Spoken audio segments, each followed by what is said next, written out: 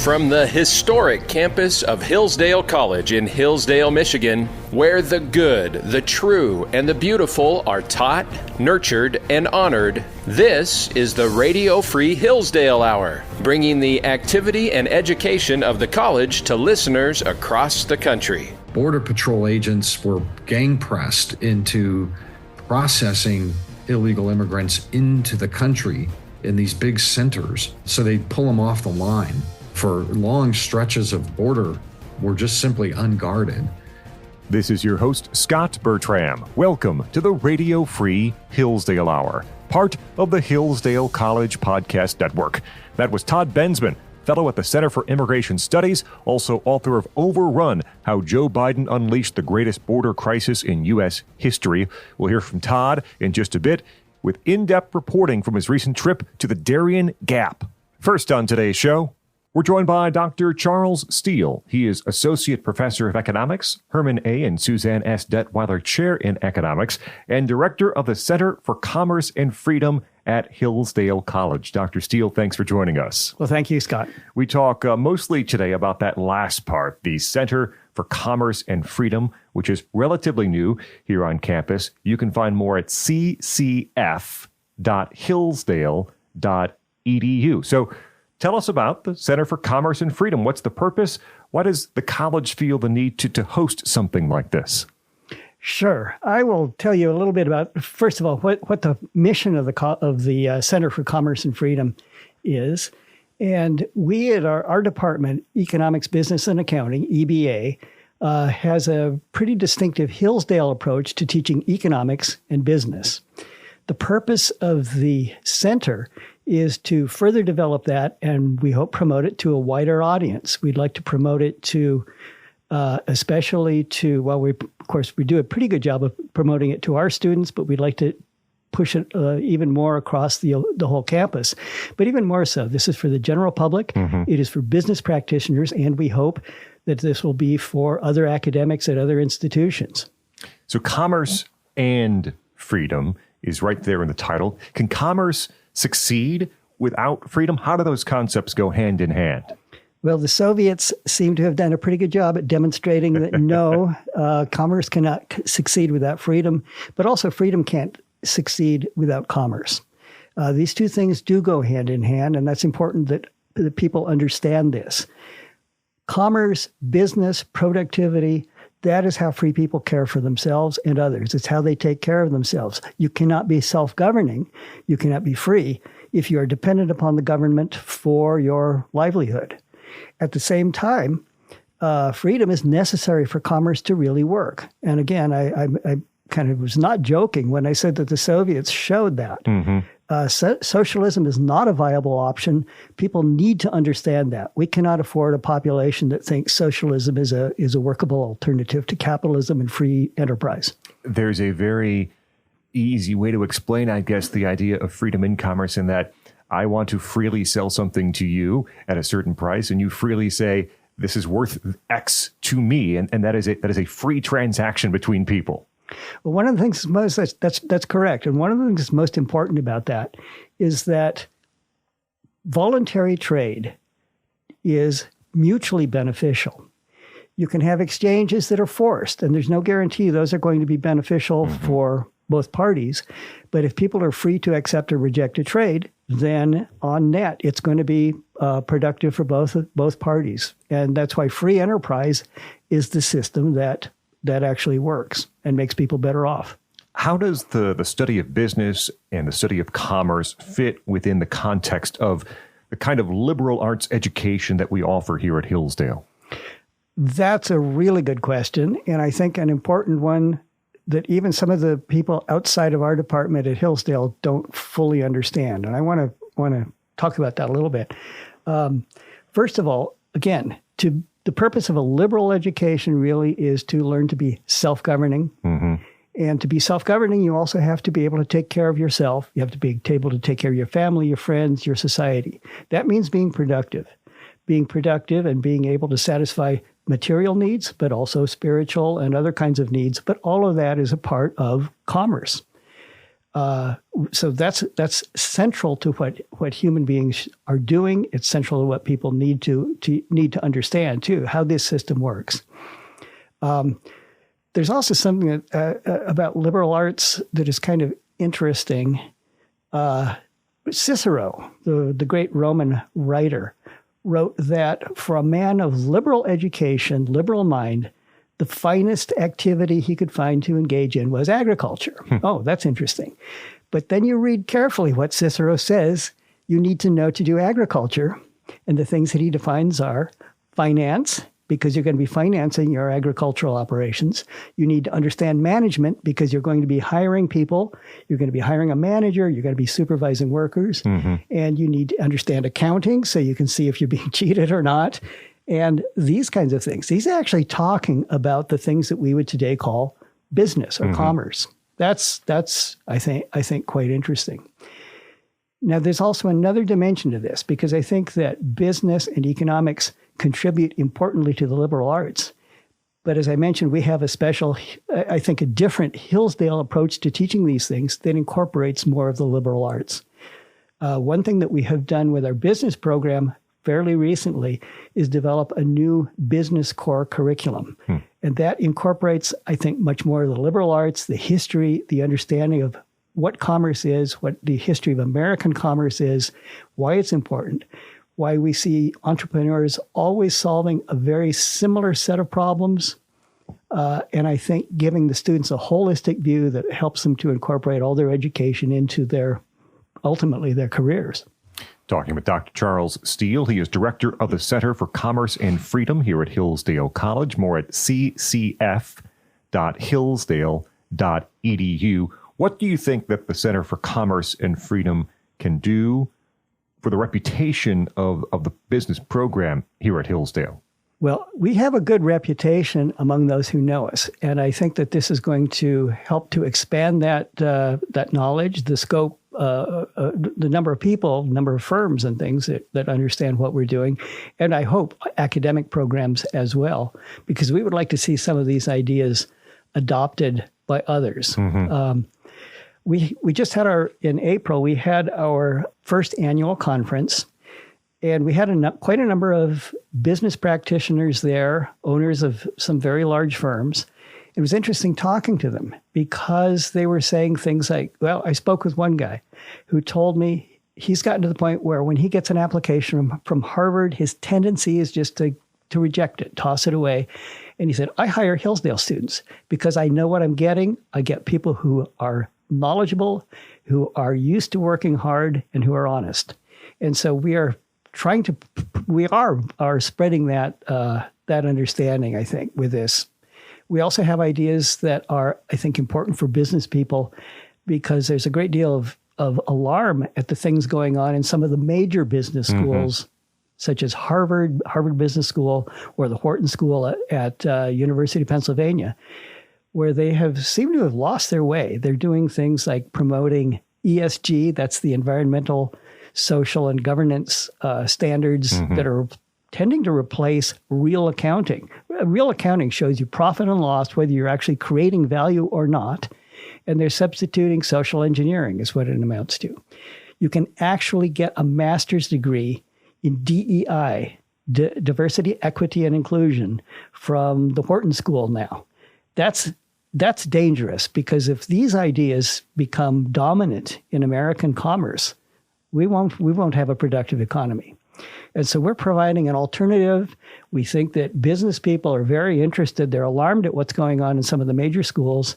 And so our small size puts us we've got a great opportunity here, because we can be nimble, we can develop these programs and start putting them through, and hopefully others will begin to pick them up. How can Hillsdale students benefit from the Center for Commerce and Freedom? I know there's some fellowships involved in the program. How can students benefit? So first thing we're setting up right now is a set of fellowships, and these will be for students who will apply for them, and those who are selected will work for the center, help us with our conference and with some of our other activities, and they'll receive a scholarship for that, and they'll get an opportunity to work closely with professors, which I think is useful for them. we plan a second set. This is a little farther down the road, but a second set of fellowships, which we will call the Ben Franklin Fellowships. And those will involve a series of extra seminars and lectures and some coursework. And then those will culminate in an annual field trip to a center of commerce. We're thinking of New York City and maybe visiting places like Wall Street, the Federal Reserve, and other major institutions, and then additional seminars there. What's your role as director, and who else is involved here in Hillsdale? As director, I am overall supervisor for the center, which means that I sit back and watch other people do the work. I sometimes think, but it's basically, as director, I'm organizing these endeavors and trying to see them through. A number of our other professors within our EBA department, Economics, Business, and Accounting, are working on this. Doug Johnson, one of our management professors, has been instrumental in this. Our current department chair, Bob Atra from Finance, Abel Wynn, an economist, Ron Rivas, who is also a management professor, and Roger Butters, another economist. We've been working together on these things. And of course, we're getting a great deal of support, administrative support from the college administration. Mm-hmm. Final question about the Center for Commerce and Freedom. Again, more at ccf.hillsdale.edu. Relatively new, first annual conference just this year. Where do you see the center in 5 years? What are the plans to advance the mission here in the next few years? That's in 5 years, we would like to see all of our current plans implemented. That includes, of course, both sets of fellowships, the annual conference, keeping that going. It's been the first one was very successful. And we plan to have a postdoctoral position also. The postdoc position would be something brand new for Hillsdale. Mm-hmm. And this would be for someone who is a Hillsdale graduate who goes on to earn a PhD in either economics or business, and then comes here for a year, works on research that would be of interest to the college, would get a publication or two out of that to advance their career, and also would be able to teach a class, do some public presentations and seminars and things like that. So it would advance our students' future careers, and then they can go out into other institutions, help to spread the good ideas, and at the same time make some contributions here.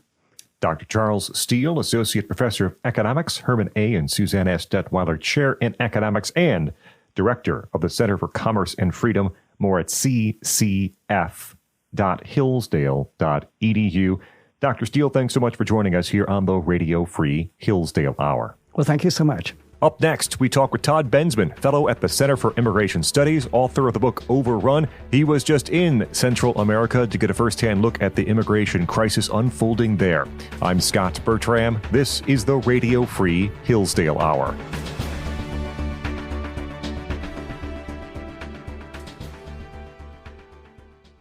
Great books, great people, and great ideas. Knowledge of these things is critical to becoming a well-educated human being. That's why I'd like to tell you about an easy and enjoyable way for you to listen and learn whenever and wherever you want. And that's through the Hillsdale Dialogues. If you haven't heard about the Dialogues, once a week, Hillsdale College President Larry Arnn joins radio veteran Hugh Hewitt to discuss topics of enduring relevance.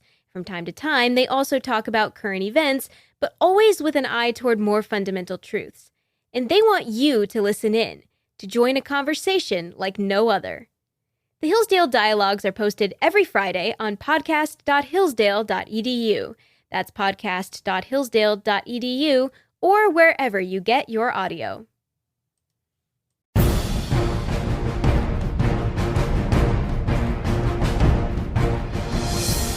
Welcome back to the Radio Free Hillsdale Hour. I'm Scot Bertram.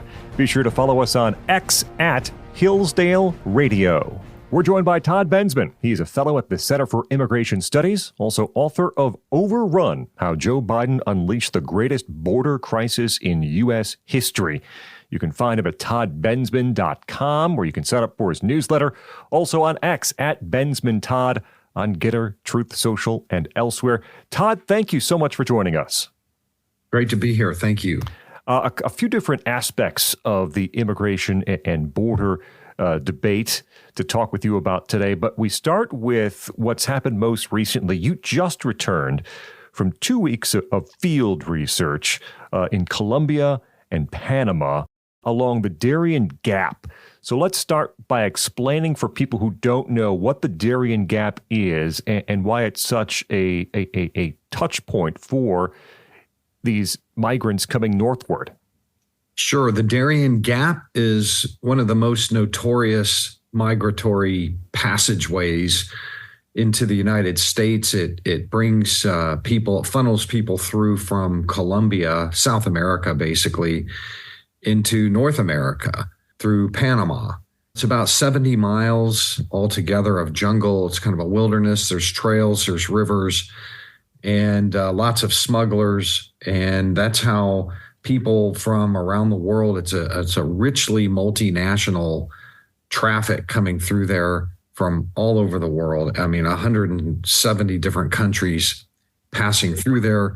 It matters a lot because it's been such a major contributor to the American mass migration crisis, the emergency, the greatest in U.S. history, 10 million. Probably a couple million of those came through the Darién Gap.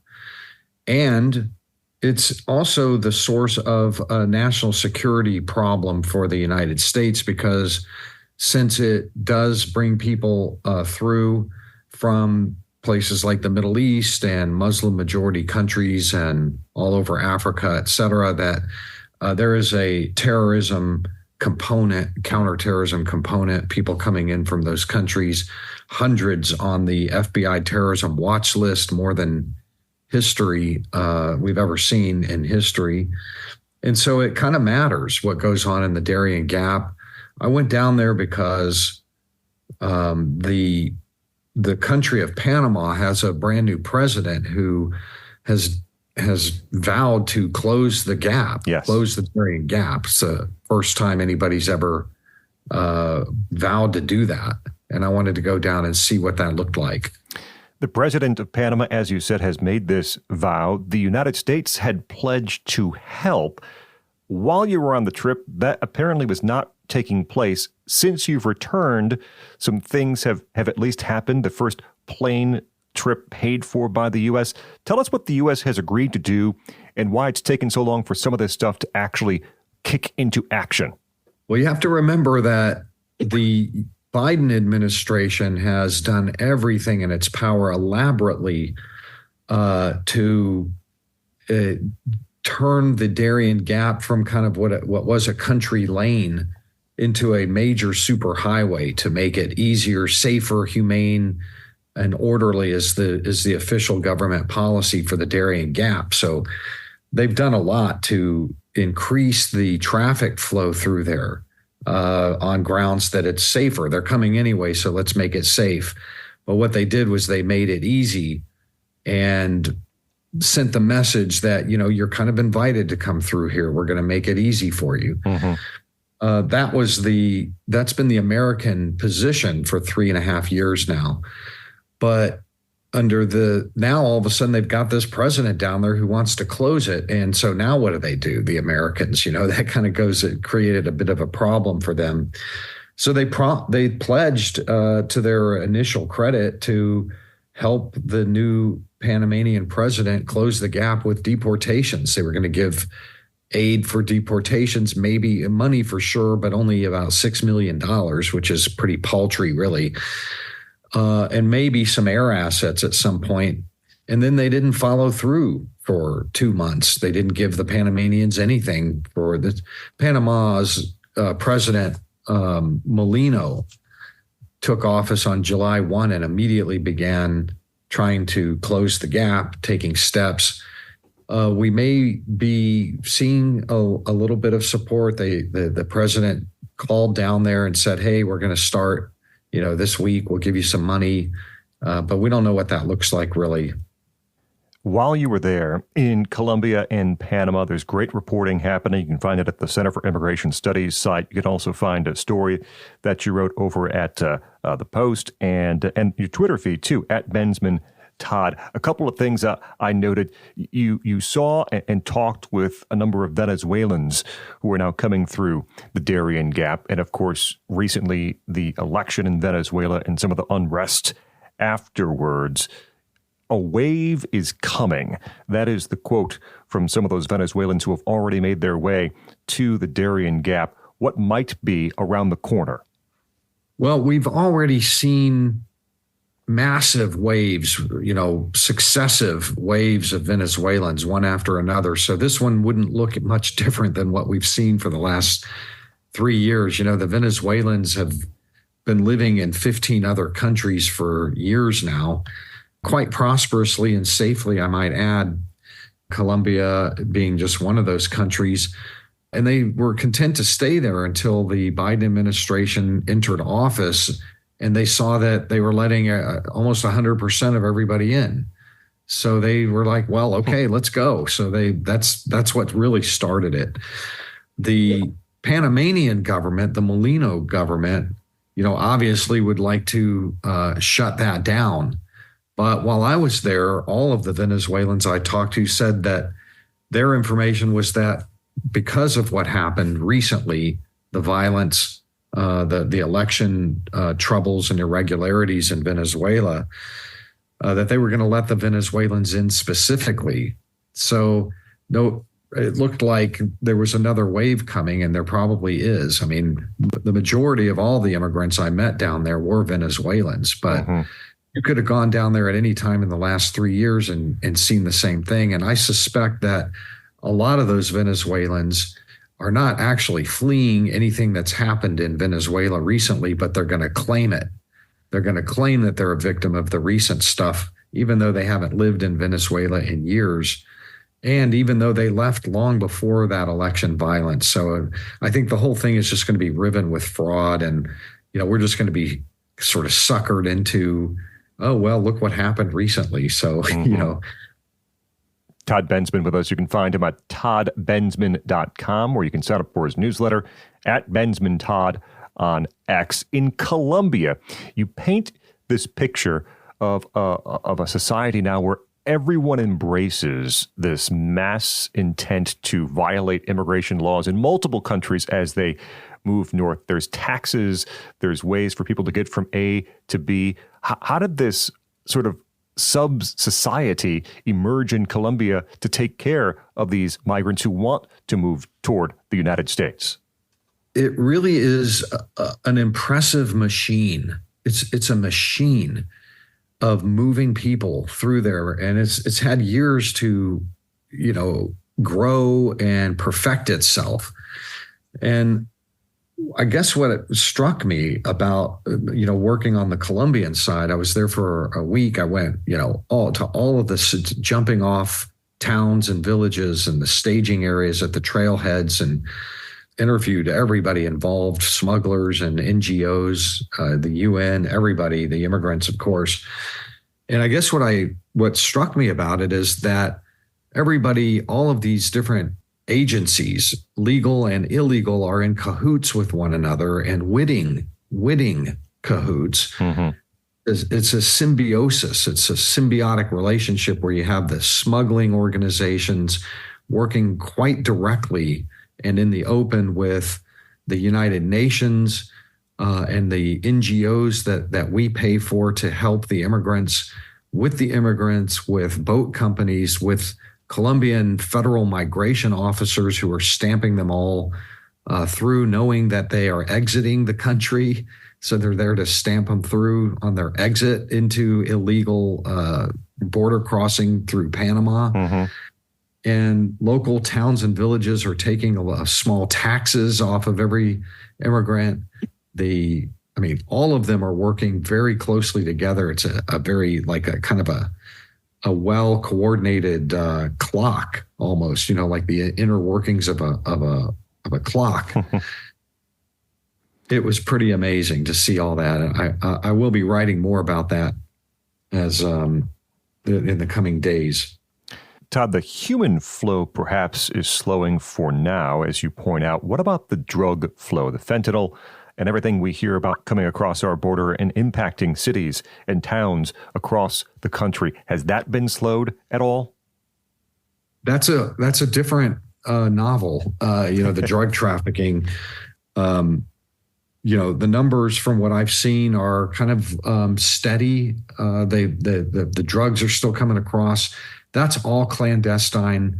There's not a specific policy like with the illegal immigration that helped the drug flow. However, there were spin-off consequences from the illegal immigration, namely that Border Patrol agents were gang pressed into processing illegal immigrants into the country in these big centers.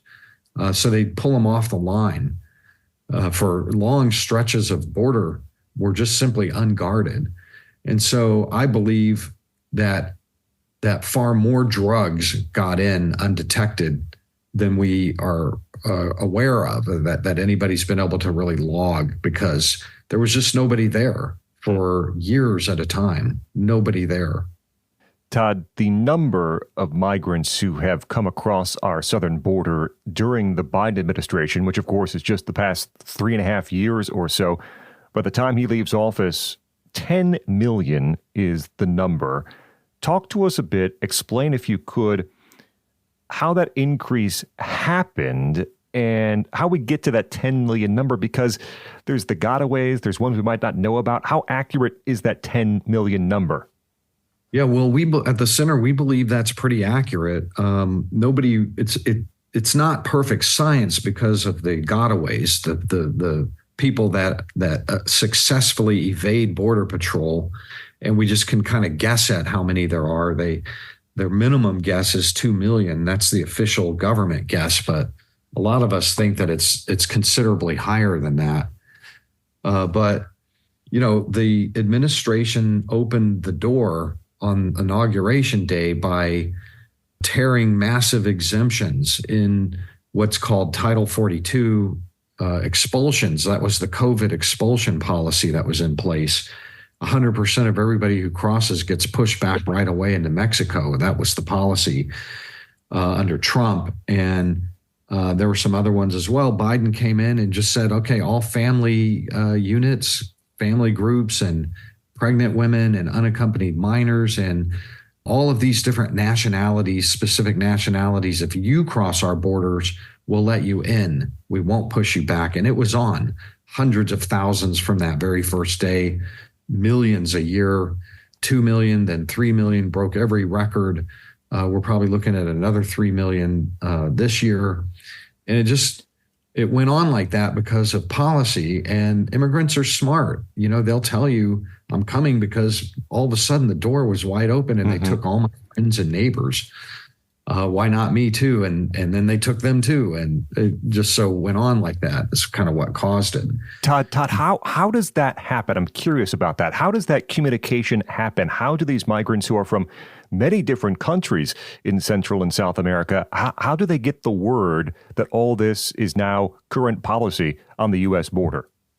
Well, I'm fond of saying I've never met an immigrant who didn't have a completely modern cell phone fully connected to the internet and social media, and man, they use it. So, the people upstream are taking selfies, smiling selfies, at the bus, on the buses and on the airplanes, telling everybody back in the home village what just happened.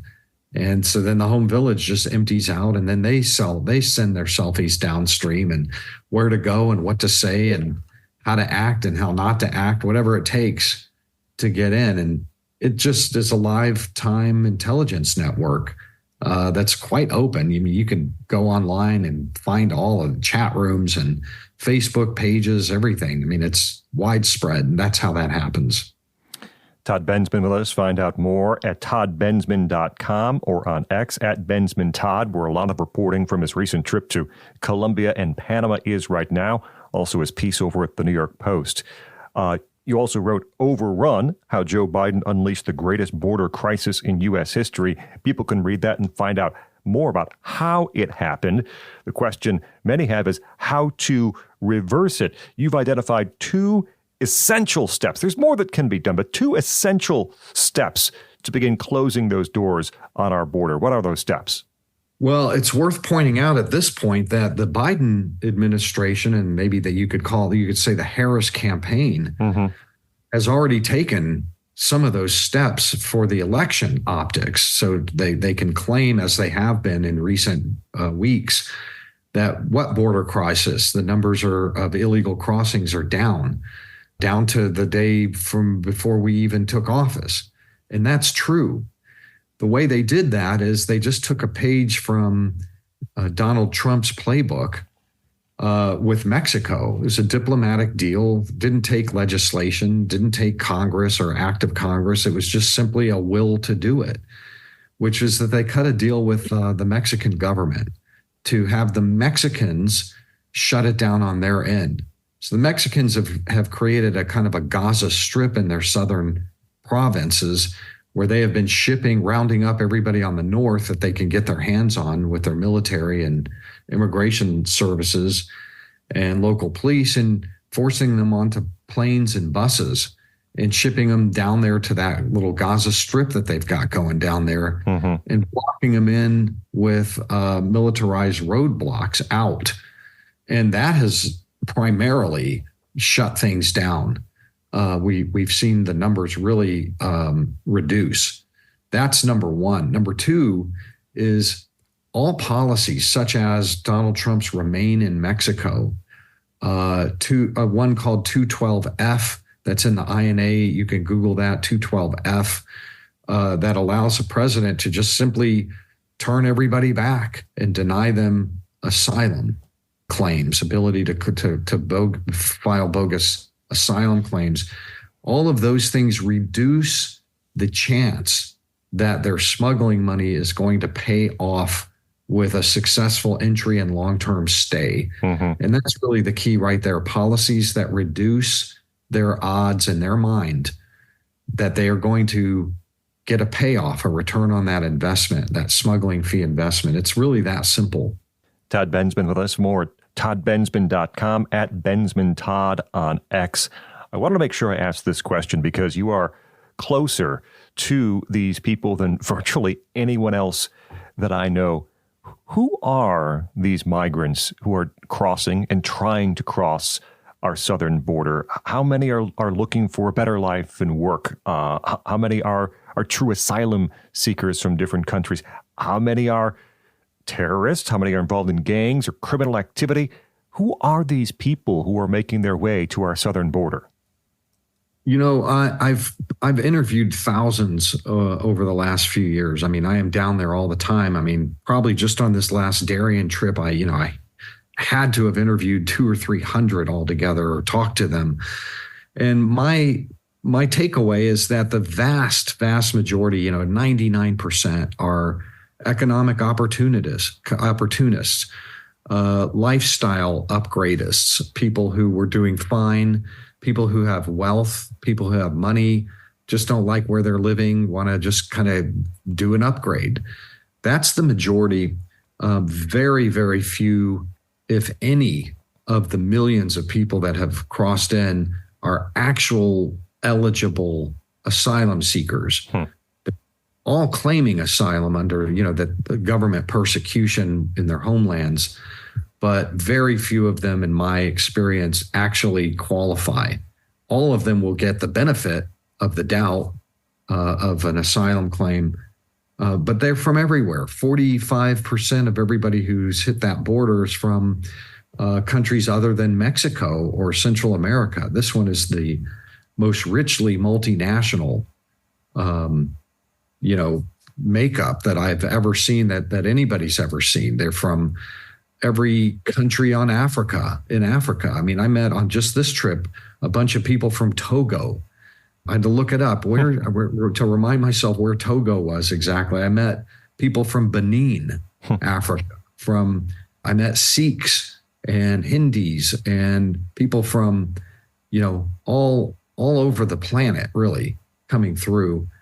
And quite a few of them, certainly the largest percentage that we've ever seen, are on the FBI's terrorism watch list. I mean, close to 400 now since 2021 are on the terror watch list. And quite a few of those got through by accident. We didn't even detain them. We had to go track them down, run them down because our Border Patrol was so busy. Huge numbers of convicted criminals who had been deported previously were able to just run right into the country through those unguarded border stretches, and they're all here. Thousands of those people, criminal aliens, returned during this period, and we're doing very, very few deportations. So that's who's coming through, terrorists. I'm guessing we probably have a lot of Chinese spies in now. I testified before Congress. We've had like 60,000 Chinese cross that border, all of them very wealthy, very well-to-do, highly resourced, best equipment, best clothing. That they're all coming through here, and we probably have some share of African warlords or people who are involved in militias over there that have committed terrible atrocities. All of this will be coming to light over the next decade or so. Final question for Todd Bensman. I want to ask about the border and immigration as it relates to November and the election in 2024. We have a swap on the Democratic side, although I think it's safe to say that Kamala Harris would continue many of Joe Biden's policies at the border.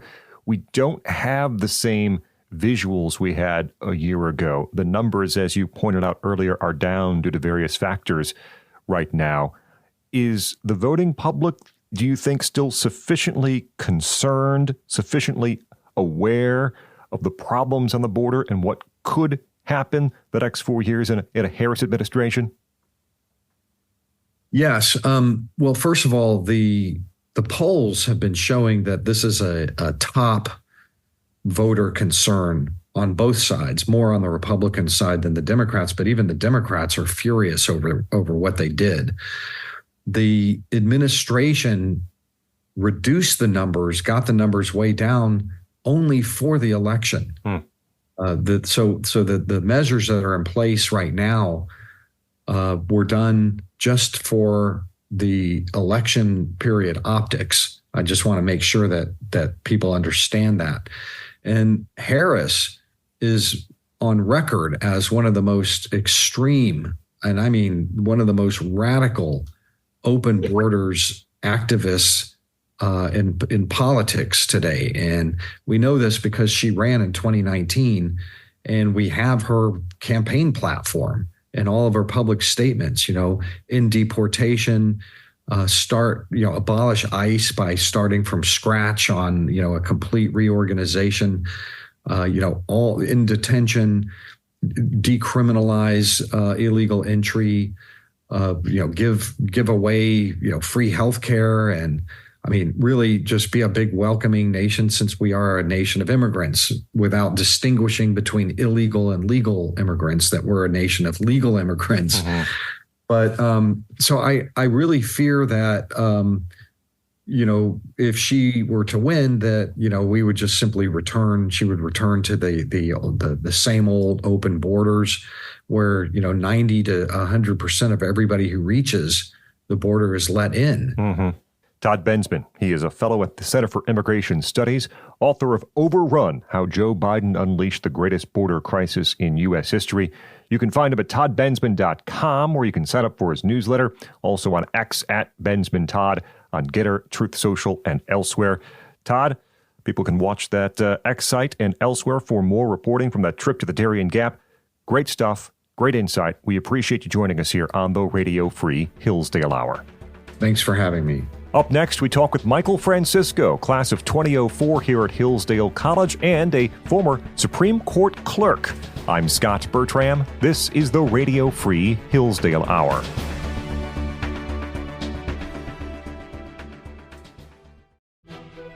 Why do Marxism and socialism continue to be so popular after spreading nothing but misery and despair for more than a century? In Hillsdale College's new free documentary course, Marxism, Socialism, and Communism, you'll learn why these ideologies are so popular and why they are inherently unjust. And you can pre-register now at hillsdale.edu/new course.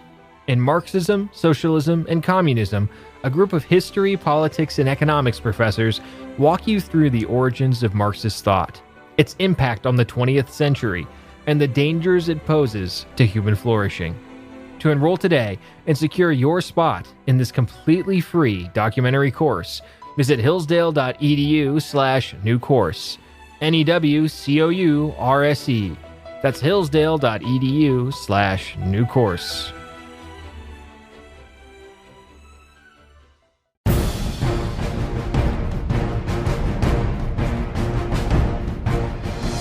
Welcome back to the Radio Free Hillsdale Hour. I'm Scot Bertram.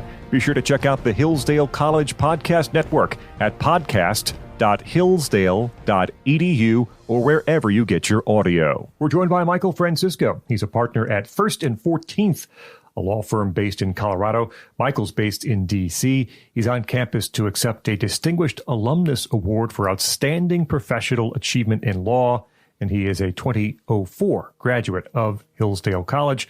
Michael, thanks so much for joining us. Happy to be here. Part of your resume, and we'll talk a little about Hillsdale later, Supreme Court in a bit, Supreme Court now, you served as a law clerk for Supreme Court Justice Neil Gorsuch. What was that like? What can you tell us about what it was like being a part of the Supreme Court? Being a Supreme Court clerk is an opportunity of a lifetime for an attorney, especially one who's interested in constitutional law. And one of the first things you do as a law student is read Supreme Court cases. So to get to be part of the process and kind of behind the scenes, see what goes into it was, really a phenomenal experience. What sort of things does a law clerk for a Supreme Court justice get to do? It's similar to law clerks for other appellate judges.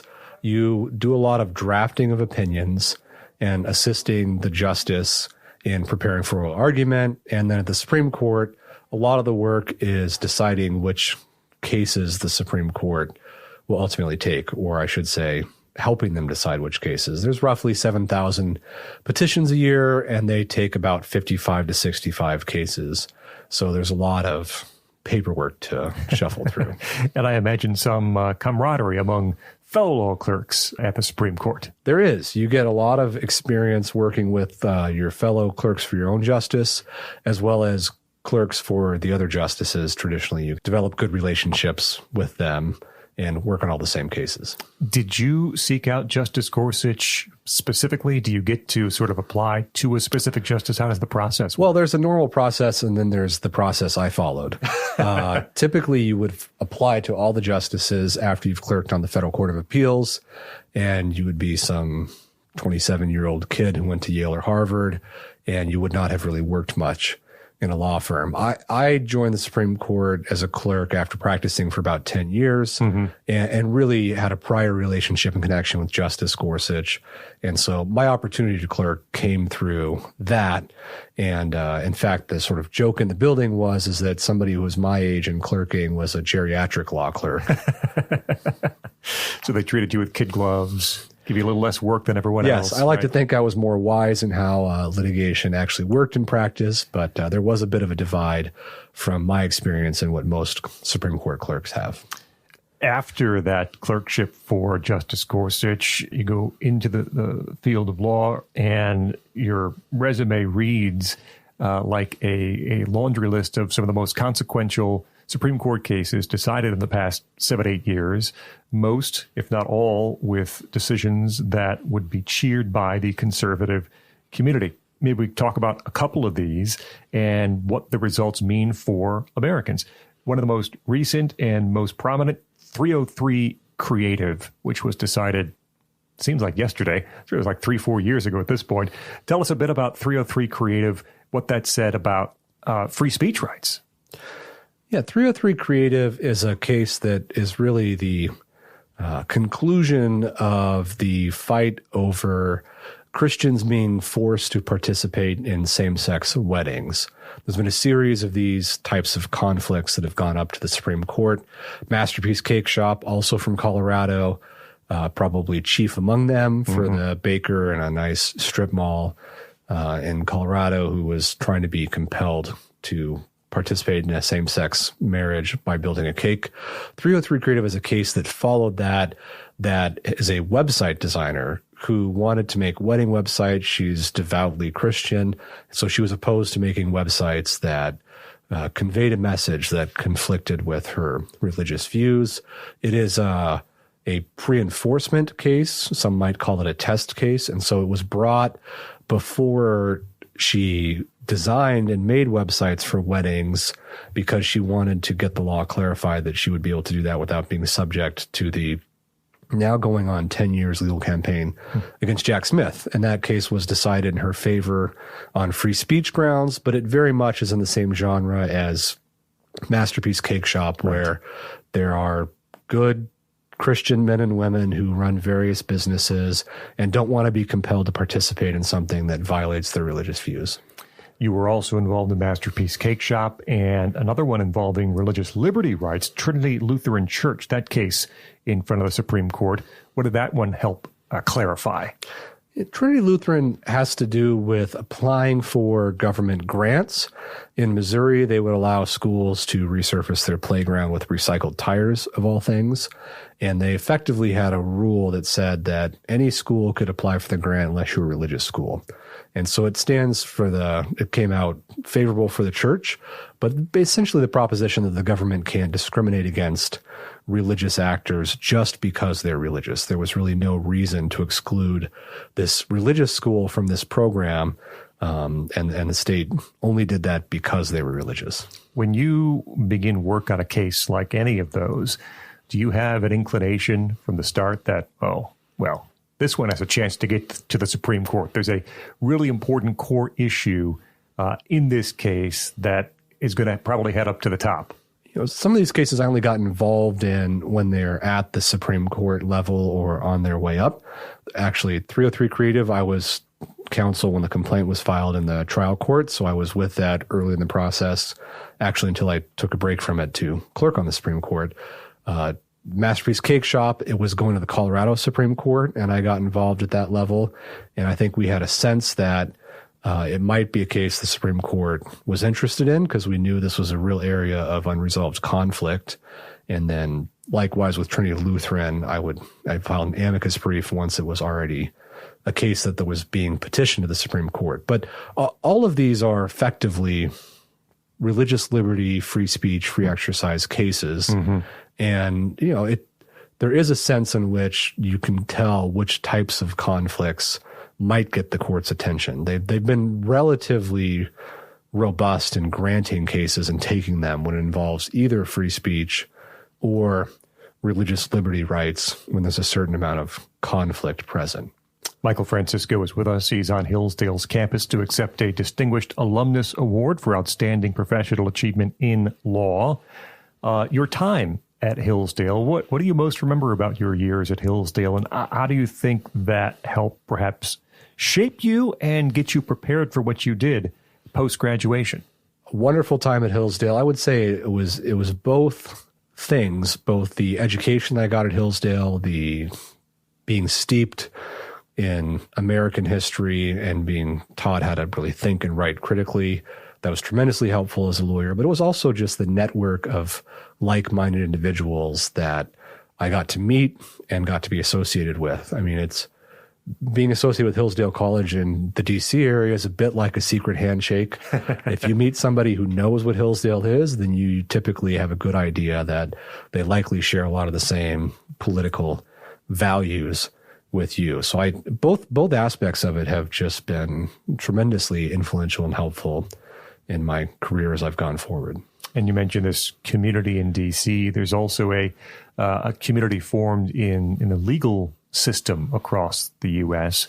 consisting of Hillsdale grads who have gone on to law school. What does that look like? There's a lot of Hillsdale graduates that go to law school and become law clerks, practicing lawyers. It's a relatively smallish community when you talk about it's particularly conservative, political or religious-minded litigation and conflicts, and it's pretty easy to get connected with various people who've been Hillsdale trained and affiliated with. Do you have any particular memories of your time here on campus, classes or lessons learned that remain with you today? Oh, too many to recount. I had a wonderful opportunity to go on a World War I and II battlefield trip with Dr. Connor and Dr. Kaltoff and 17 other history nerds in Europe. Just a really wonderful trip and experience. I mean, I had fond memories from so many of my classes and professors, and really made lifelong friends. I married my high school sweetheart, so unlike most of my friends, I did not find my spouse at Hillsdale, but a lot of them did. And I'm in daily contact still, really, with a lot of the friends that I made when I was a student here. Michael Francisco, class of 04 here at Hillsdale College, currently a partner at First and 14th here on campus, accepting a Distinguished Alumnus Award for Outstanding Professional Achievement in Law. Michael, thank you so much for joining us here on the Radio Free Hillsdale Hour. Thank you. That will wrap up this edition of the Radio Free Hillsdale Hour. Our thanks to Dr. Charles Steele from Hillsdale's Center for Commerce and Freedom, Todd Bensman, more about him at toddbensman.com, and Michael Francisco, Hillsdale class of 2004. The Radio Free Hillsdale Hour is recorded at the studios of WRFH, the student-run radio station at Hillsdale College. Remember, you can hear new episodes every week on this station. You also can find extended versions of some of our interviews, Todd Bensman this week, or listen anytime to the podcast. Find it at podcast.hillsdale.edu or wherever you get your audio. Until next week, I'm Scot Bertram, and this has been the Radio Free Hillsdale Hour.